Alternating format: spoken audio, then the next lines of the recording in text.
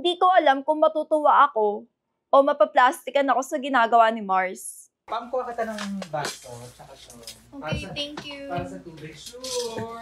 Ano, hot? Warm ba? O ano? Ate Wena, ako na dyan. Iutos mo na lang sa akin lahat ng gawain ng mga alipin. Gawain ng mga yaya.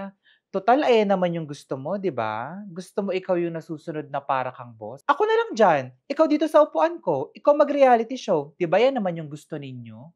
Gusto ninyo ni Pamela? Ito na. Alam mo na kasi Ate Wena, napaka-busy. Ang daming ginagawa. Uy, yung sipag naman ni Mars. Siyempre. May mapa na bawal Wala ko akong sa'yo. plan na. Mars, ikaw nagluto? Hello, hindi. Si Ate Wena. Medyo pinagawa ko lang siyang mag-chop, no? Ang palaya na. Si Mars lang nakatayo sa atin, no? Kakaupo ko lang. Wala ba siya ginagawa eh? Excuse me, ako nagalagay ng mga ano dyan. Ulam pa lang nilalagay niya dito. Favorite mo to, di ba? Ba't ako wala? Thanks. Go. Platito. Okay na yan? Okay na to. Suka na masarap. Ay, suka. Hindi ako marunong mo. Mars, halika dito. Tumayo ka dyan. Mag-pray ka muna sa food bago kami kumain. Magpe-pray si Mars. Game go. O, sige. Lawrence, Magpe-pray. Akala mo naman. Father, Son, Holy Spirit. Lord, thank you po sa food namin tonight. Sana mabusog po kami. Amen.